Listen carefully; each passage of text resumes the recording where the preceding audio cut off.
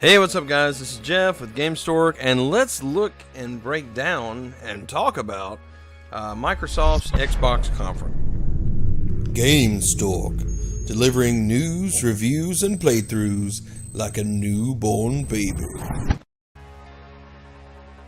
So first things first, watching this conference, I can't say anything but the fact that I'm impressed by this console. I am impressed by the power, I'm impressed by the size, I'm impressed by what it can do, I'm impressed that this thing is water cooled. Mind you, right off the bat, I was one of those people that not too many years ago suffered the red ring of death. Now they did replace my console relatively easily at the time, but you know that they're going to water cool this thing so that doesn't happen anymore. No more red rings for anybody. Okay. But this console, it's really powerful. It's got a lot of good, but it also has some bad. And as far as the market is concerned, we're going to talk a little bit about all this. They came out initially and just said, you know, we got 42 games for this thing. We've got 22 exclusives, and let's get right to business. So they showed the console. They showed everything that we'd like to see with it. It's very sleek. It's very small, apparently. And it looks surprisingly like the Xbox One S. Now, mind you, we're talking about the Xbox One S and not the Xbox One X, right? It's awful close, so don't get confused. The name itself, I don't really know. I think I like Scorpio better, but that typically is how, you know, how this thing works out with names of consoles. Typically, like the code name for the console is usually a lot cooler. And then the actual name that comes out is much more pragmatic and practical. And so, yeah, I will say this, as far as the conference is concerned, there was an epic intro. Like, the intro to this conference was really good. The first video that came in where they were showing the people playing and this, and the impact and the power going across the air and all that stuff was really, really cool. They announced some really good news with the console, which was that all Xbox One games and accessories work with this console. And they even gave a little bit of comfort to people who haven't invested in a 4K TV, and saying that this console uses super sampling. So if you have a 1080p TV, you haven't quite taken the leap to the 4K, then you're okay. You're good to go because of super sampling. You can run it on there and it still looks better than the competition, which all sounds good to me. But before we get into the games, I just want to address one thing that I feel like that they failed to communicate very well to us, or maybe they purposely left this out. Now, they constantly talked about the fact that the Xbox One X, or it's so hard not to say Scorpio, the Xbox One X plays all games, that it's fully backwards compatible, that it plays all Xbox One S games. You can use everything with it. It's all, you know, everything can run on the system. It's super great, super awesome, super grand, all this stuff, right? But here's the question. Say a developer develops a game in 4K specifically for the Xbox One X, which, as we see these games that were exclusives to these consoles, they never really said if they're exclusive to the Xbox One X or the Xbox in general. Now, some of them did say the Xbox and Windows 10, but a few were kind of weird, you know, because the question is, does an Xbox One X game that's developed just for that console, where companies took advantage of that power and created their game based off of the power in this console, does that game also run on the Xbox One S, to where it would, you know, obviously be downscaled or downgraded for that console? They didn't really talk about this much. They just talked about the leap forward, not to a new generation, but again, another reiteration of the same generation, where this is practically a new generation of consoles. To be honest, this thing is super powerful. It's crazy. They should have just went with a new generation. That's okay. But as far as games are concerned, they had a really strong showing. Forza Motorsport 7, which is a console exclusive, looked good. This is something that anyone and their mama could guess, okay? These big fancy consoles, what are you going to do on them? You're going to put a racing game as a launch title so that, you know, your console looks really good, because racing games are easy to make look really good. So the console, you know, turns out looking really, really good, and its capabilities and things like that. Now, mind you, I bet being there in person and actually seeing this 4K screen, it's going to make things a lot different instead of streaming a 1080p stream to watch it online. They also talked about Metro Exodus, which stood out to me. This looked epic. Oh my goodness. It looked really, really good. One that got me, that's not a console exclusive, but it's just the first time we've actually got to see a really, really deep look at this game, was Assassin's Creed Origins, like coming out October the 27th. And let me say, that imagine a guy, you know, like the wolf in the cartoon, when he sees the hot girl and his mouth just like rolls open. That was me in this. I'm a huge Assassin's Creed fan, and when people were out there hating on the first game when it first came out, and they were just like, "Oh, I love that game. I love the entire Ezio collection. I love all of it. I played them all. I look forward to all of them." I was just, man, I was sold from day one on this console. I went there to midnight to pick up the very first Assassin's Creed, and I've been sold on every game since. And this one looks like it is going to be a killer entry into the franchise. Killer entry. Now, that being said, you don't have to have the Xbox in order to play this. You will guaranteedly be able to play this on the PlayStation 4, no problem. Now, as far as Nintendo Switch, at this point, I'm just like, okay, I have no idea what's going to come on the Switch presentation, being like 25 to 30 minutes. And the information that came out that said this was 25 minutes was actually proven wrong. It is still 30 minutes, but they also speculated off of that information that it probably will run after the intro for about 25 minutes. But the time still is 9 to 9:30 Pacific time. So this is one of those things that who cares about that 5 minutes, right? But what I really want on Nintendo is some third parties. But we're not talking about Nintendo right now. We're talking about Xbox and Microsoft. Another thing about this console, just really quickly, and then I'll get back to Assassin's Creed while I'm thinking about it. This console is not like for an entire new generation. It's not to rebuild off Xbox. We thought that this was one of those things where Xbox was just hitting the reset button. They were ready to go again. They were ready to take the steps to take over the market. They were ready to compete with the PS4 directly. They were ready to do that, but instead they created confusion, a little bit of confusion, even with me, as far as being an Xbox S owner, as to whether or not I'll be able to play their new games that are specifically manufactured, right, and created for the Xbox One X. Will I be able to play that with my original Xbox? I don't know. You know what I mean? I have no idea. As you guys probably know, with all my videos, my computer's crapping out on me. Saving up for another one. Desperately need help to get another one for this channel. But until I can pour into that enough to get that, then it's just one of those things, man. Like, I don't have the option of PC play, which means if that Xbox does not play the games that are created for the X, then I have a problem. And that doesn't create more marketability. That means that this system is for a niche of people who want power and are willing to spend $500 on this thing. And I think that that's another mistake. $500 is a bad mistake. And you know what? For this power, it's understandable. You have to pay if you want power. It costs money to get that. I understand that. That's one of those things.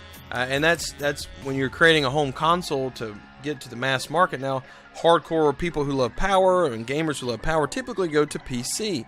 They go to PC because it's power, you can build your own, and you don't have to spend that much money. The thing is about this console is it is the most powerful console ever made, but it's still not even anywhere near the most powerful PCs, which are out there right now to play. So this console should be geared more towards the casual audience of Xbox players that want to stay on a console, but also not spend too much money as if they were buying a PC. Now at this point, $500 builds you a pretty good desktop, and probably one that's comparable, if not better, than this Xbox. Depending really on how you do that. Anyway, back to Assassin's Creed though. Oh man, Assassin's Creed Origins looks fantastic. This is alpha gameplay, but it still looks really good. Some stuff that stood out to me about this game: the flying hawk that scouts the fortresses. Oh man, this is such a great thing to add to this game. Really blew me away. And I also laughed because I noticed that this game and also Shadow of War, you could slow down when you're falling with your bow, like Breath of the Wild. It makes you wonder, like, did that kind of get added in there because of Breath of the Wild, or like what? You know, is that just a new thing that every time you draw your bow while you're falling, it goes slow motion? Breath of the Wild's already shaping gaming. But yeah, this looks really, really good. Also, they announced PlayerUnknown's Battlegrounds, which is an exclusive. It looks really solid. It's competitive. Deep Rock Galactic is an exclusive they talked about, which to me it's really colorful. It looks kind of cool. I want to know more about the game. What are they drilling for? What's the missions? What's going on? We don't know. They talked about State of Decay 2, which is an exclusive coming to spring 18. And I'm just going to be honest about this, guys. I'm burnt out on zombie games, like horde zombie games where you just fight. I mean, every single friggin' game coming to the market, like 80% of them, that's what they are. Like, that's the definition. And for the 30 people out there that still play this, you should be happy. The game, don't get me wrong, the game looks really solid. It looks like it could be a lot of fun. But as far as that genre is concerned, I would love to see more of a return to the JRPG and things like that. And speaking of that, Xbox was touting before this that they had a lot of Japanese support in the JRPG realm, and we just didn't see a lot of that. So I'm still kind of curious as to where that could be. Yeah, so State of Decay 2 looked pretty good. The Darwin Project seemed kind of cool, I guess. Like the guy shouting from the top of the roof with it. He's like, and it's just all this noise, and then it turns out it's like essentially Hunger Games, the game, where you're competing in these matches just to try to kill each other, and you look like children dressed up. They also talked about Minecraft, and this like blew me away. Okay, so Minecraft is like the least pixelated game of this generation, and it seems to me like that's just a misstep as to what people want. Like a bigger world, sure, that's cool. Bigger world's great, but they're like, oh yeah, man, Minecraft 4K. That's right. You need to drop $500 so you can play Minecraft in 4K, and it looks exactly the same as every other Minecraft. So I'm just like, I don't know, this doesn't seem like the game to market in 4K. There was a really cool Dragon Ball fighter game called Dragon Ball Fighter Z. I'm a huge Dragon Ball fan, Dragon Ball Z, Dragon Ball Super, all that good stuff. Huge fan. Been watching that since the very beginning, and I've watched it probably a million times since. And that game, I follow all the games. That one looks really, really good. And I'd love to see more. The art style seemed cool, and it didn't seem like it quite lived up to what the console's capable of, though. So I'm still curious to see what that's all about. Now, there was a MMORPG called Black Desert, which is an exclusive that, oh man, this game stood out to me. It's like a sleeper. This is one of those that it looks so fantastic. Oh my goodness. And I'm not even the biggest MMO fan. I love good MMOs. I'd say the last one I was really like dedicated and addicted to was probably DCUO. And I mean, as far as like putting in like 200, 300 hours or more. Yeah, DCUO ate up my time, but after that I really hadn't like jumped into one since then, and this looks like one other than Final Fantasy 14, which I probably only spent about 100 hours in that game. But this is an amazing looking MMO. It looks really fun, and I'm really excited about playing it. I can't wait. It's one that I don't know that I purchase a console for it, but perhaps when I upgrade my computer for the channel here, that would be one I'll look at getting on the PC. The Last Night looks, I guess the word here is interesting. It was part of this indie push. We said 42 games were given, 22 exclusives. So Microsoft had a few that were really impressive to show us, and then it was like stock full of indies. And some of these, man, they really low resolution games that are just pixelated, but they were colored in such a way to keep it kind of artistic, but they're presented in 4K, and it just didn't make a lot of sense for the console. Like, I appreciate Xbox reaching out to get this exclusiveness. 6 months ago, released them, and Phil Spencer reached out. Xbox, I'm sure, reached out, a team of people, and contacted. Just called, said, you know what do I have to pay you not to put this on the PlayStation? Because that's what they're worried about. It's funny to me, though, how many people are cheering at these games who also hate on Nintendo for getting a bunch of Nindies coming in. So people are like, Nintendo getting Nindies, that's the end of the world. That's what matters. Hopefully, these would be really cool. And The Artful Escape was another one I jotted down here. This kind of an indie rhythm looking game that was interesting. But it's also one it looks like a game that you'd pay $20 for and never touch, to be honest. And I don't mean to hate on the game, but those are just two examples of the indies that came and how they were just almost confusing as to what Xbox was really going for on the console, because you market the all-inclusiveness of wanting all the fans in, but you market this console at $500 and make it market this thing towards a niche market while still saying that it's for everyone. It's really confusing. Code Vein was shown next, and that Code Vein, oh my goodness, Code Vein is like one of my most anticipated games coming up. Period. Like, it's coming in 2018. We don't really know when yet. But Code Vein is pretty much just a vampire game where you get augmentations and you have to eat or suck people's blood in order to power up, essentially. And you fight monsters in this. And it's kind of like the end of the world type deal. And This game looks really good. The art is fantastic. It reminds me of Persona 5, except a little bit darker, which is hard to say because Persona 5 is, you know, it gets pretty dark in some parts, but Code Vein looks really good. It looks really solid, okay? The next one I jotted here that really stood out, which is probably, if not it's of the top 3 games of the show, is Sea of Thieves. We have been waiting for Sea of Thieves for 2 years to see more on this game. At this point, I believe I'm never going to get to play it, to be honest. It looks like so much fun. I love pirates. Like, I'm a huge fan of One Piece because of that. And anything pirates I love. I love the Assassin's Creed, where you're on a pirate ship. I love all that stuff about it. I love the idea of adventure and treasure hunting and finding new places and new islands and you know, new people to fight and new people to rob of their riches and things like that, and ship battles. And now, not to mention, you know, I will say this, I guess, the ship battles are not what attracted me to this game, but rather the fact that you have to work with real people who have to do real jobs on a boat, which means you need to establish a crew if you're going to roam around and be successful at what you're doing in this game. And not to mention, you can have lots of fun. I mean, they had a lot of fun in the demo of drinking and stuff like that. So it's one of those things. This game, if it ever does come out, let's just hope that it's right. I know they're taking their time with it. Rare is a really reputable company who's going to do an excellent job with this. And I really look forward to this game. I'm so excited about it. I wish I could just play a demo. I wish I was somewhere to get my hands on this. I really want to play it. I want to see it.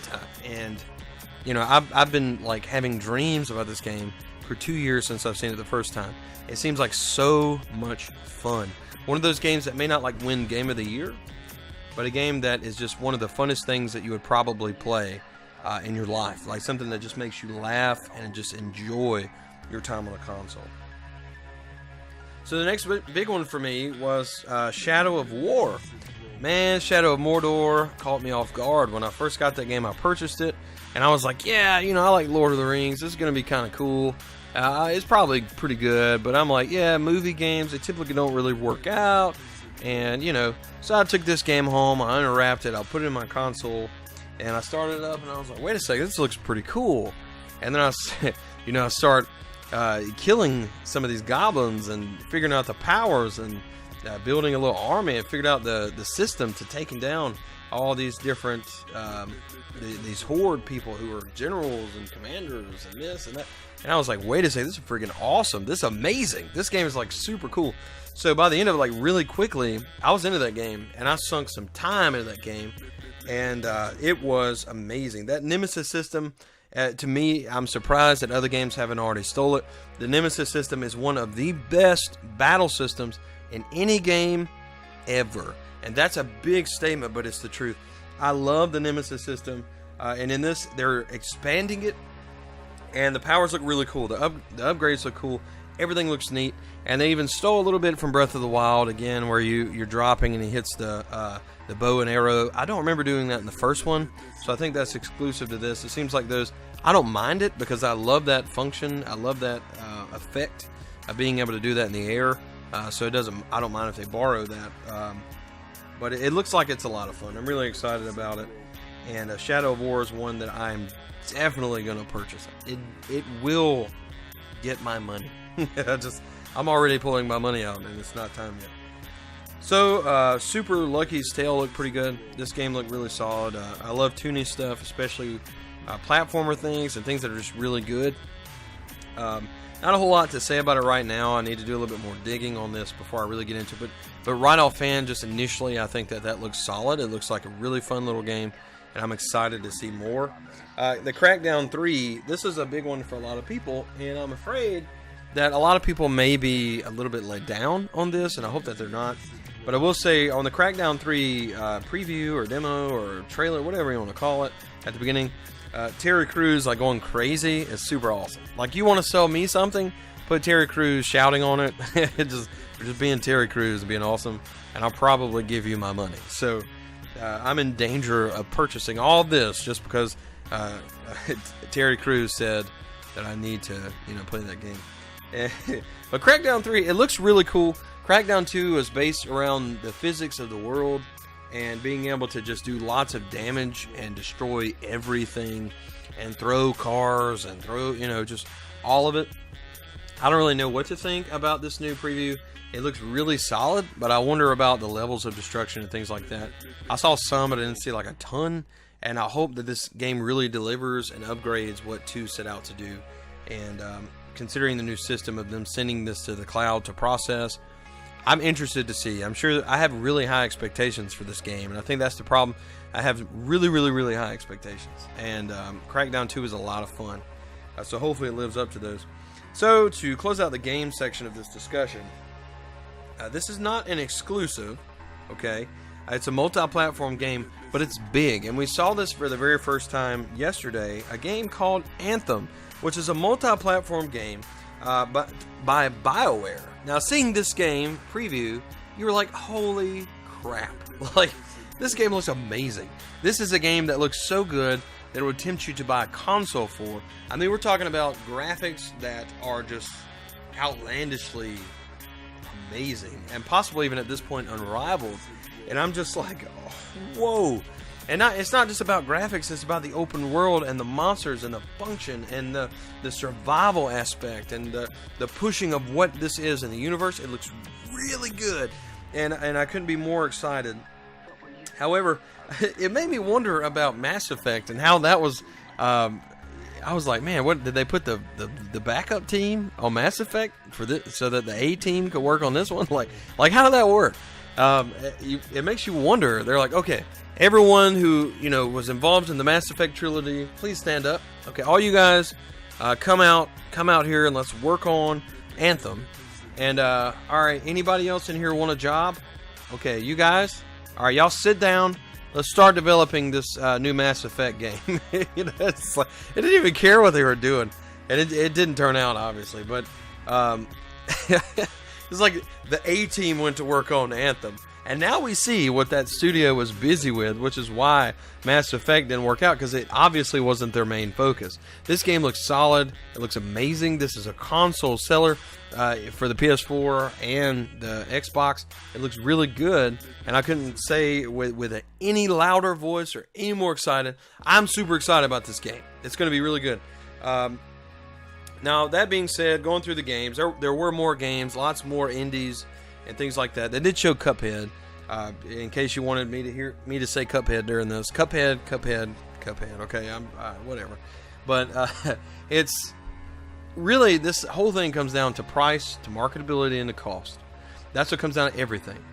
You need the power to be able to run games, and you don't have to run them in 4K. It's not all about 4K. The question here is, will Xbox One X appeal to the mass market? The answer is no.